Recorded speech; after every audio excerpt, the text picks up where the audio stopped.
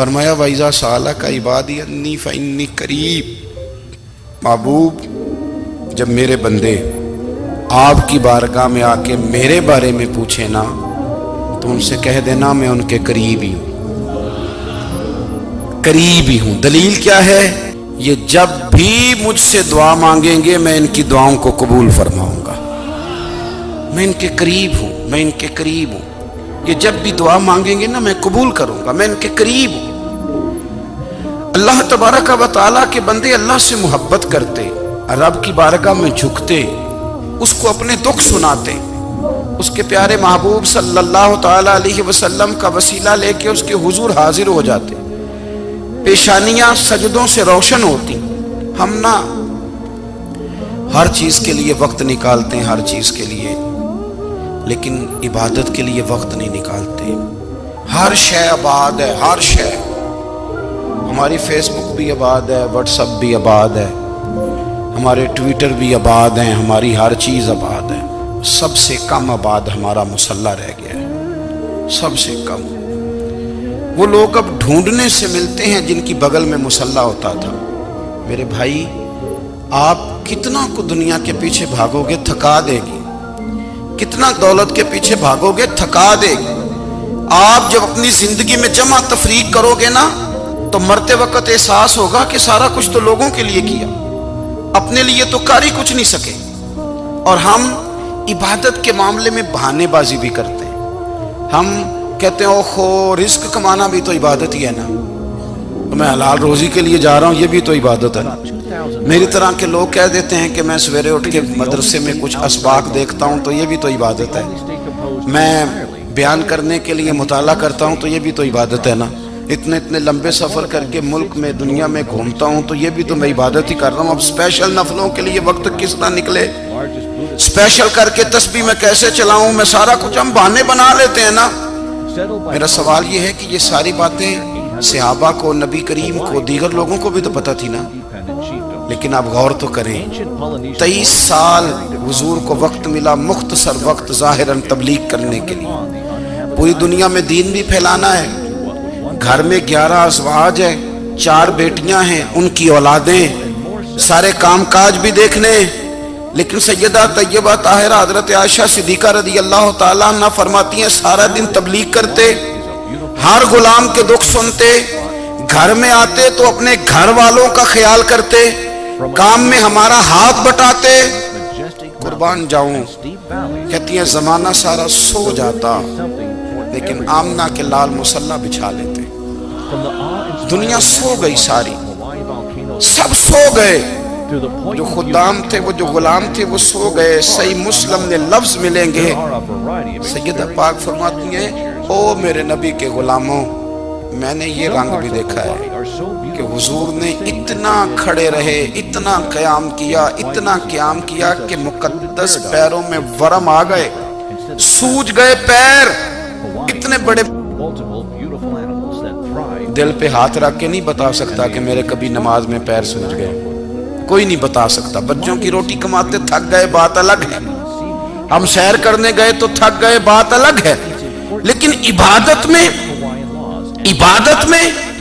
یہ بھی تو مسلم شریف ہے نا، یہ بھی تو دین ہے نا، یہ بھی تو حضور کی سنت ہے، یہ بھی تو وہ چیز ہے جو کریم کی آنکھوں کی ٹھنڈک ہے۔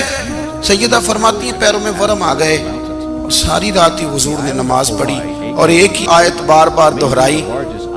مسجد نبوی میں بلال حبشی نے فجر کی اذان دے دی اور حضور ابھی مصلی پہ تھے، کریم فارغ ہوئے، میں نے عرض کی یا رسول اللہ صلی اللہ علیہ وسلم آپ کے تو صدقے اللہ اگلے پچھلوں کے گناہ معاف کرے گا، تو آپ اتنی آہوزاری کیوں فرماتے ہیں؟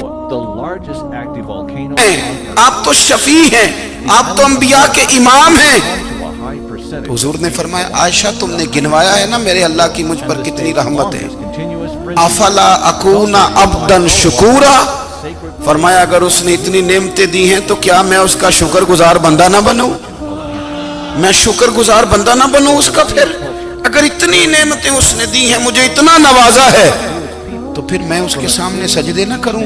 او میرے بھائی، بڑے قابل فخر لوگ ہیں ہم کہ ہم نبی پاک کے غلام ہیں، ہم قابل فخر ہیں کہ نبی کریم کے غلام ہیں، کیا کبھی اس غلامی کے شکرانے میں بھی 2 نفل پڑھے کہ یا اللہ تیرا شکر ہے تو نے ہمیں حضور کا غلام بنایا ہے؟ یاد رکھیں کہ اپنی روحانی زندگی کو آباد کریں، استغفار پڑھیں، تسبیحات کریں۔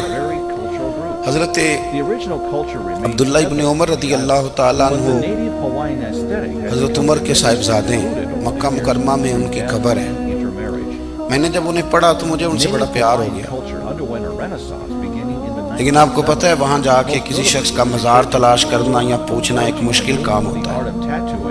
تو ایک دفعہ میں مکہ شریف میں حاضر تھا، ایک گاڑی والا ڈرائیور مجھے کہنے لگا کہ مولانا میں آپ کو جانتا ہوں، مجھے آپ سے محبت ہے، ایک بات بتاؤں آپ کو؟ میں نے کہا بتاؤ۔ کہنے لگا حضرت عبداللہ ابن عمر کی قبر دیکھنی ہے۔ میں نے کہا یہ تو نہیں کہہ رہا، یہ کسی نے بندوبست کرایا ہے، یہ اللہ نے تیرے دل میں بات ڈالی ہے، یہ ہو گیا تو لے چل مجھے۔ حضرت عبداللہ ابن عمر کو نبی پاک نے فرمایا تھا راجل صالح، یہ نیک بندہ ہے، یہ متقی آدمی۔ حضرت عبداللہ ابن عمر رضی اللہ تعالیٰ عنہ سیدنا فاروق اعظم رضی اللہ تعالیٰ عنہ کے صاحبزادے ہیں، اور ان کی ہمشیرہ سیدہ حفصہ رضی اللہ تعالیٰ عنہ حضور کی زوجہ محترمہ۔ ایک دن اپنی ہمشیرہ سے کہنے لگے کہ نبی کریم صلی اللہ تعالیٰ علیہ وسلم گھر میں آئے نا، اور اگر حضور غم امت میں پریشان نہ ہوں، طبیعت کو حشاش بشاش دیکھو، تو ذرا پوچھنا تو صحیح حضور کا میرے بارے میں کیا خیال، پوچھنا تو صحیح کہ کریم کی بارگاہ میں میرا کیا مقام ہے، میرے بارے میں حضور کیا فرماتے ہیں۔ اب بہن کو کام بتائے، اور بتائے بھی بھائی، اور پھر بہن وہ کام نہ کرے، یہ تاریخ میں ہوتا نہیں۔ حضرت عمر فاروق رضی اللہ تعالیٰ عنہ کی صاحبزادی ام المومنین رضی اللہ تعالیٰ عنہ فرماتی ہیں کہ میں تو بس منتظر تھی، انہوں نے تو کہا تھا نا کہ اگر تم حشاش بشاش دیکھو تو بات کرنا، لیکن حضور تشریف لائے، میری باری تھی، میرے گھر تشریف لائے، کھانا پیش کیا تو فوراً میں نے عرض کی حضور ایک بات پوچھنی تھی۔ تو حضور نے فرمایا پوچھئے۔ میں نے عرض کی حضور میرے بھائی عبداللہ ابن عمر کے بارے میں آپ کا کیا خیال ہے؟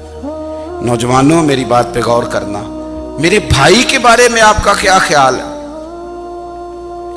تو نبی کریم صلی اللہ تعالیٰ علیہ وآلہ وسلم نے میری طرف دیکھا، اور پھر حضور زیر لب تھوڑا مسکرائے، اور بریلی کے امام کہتے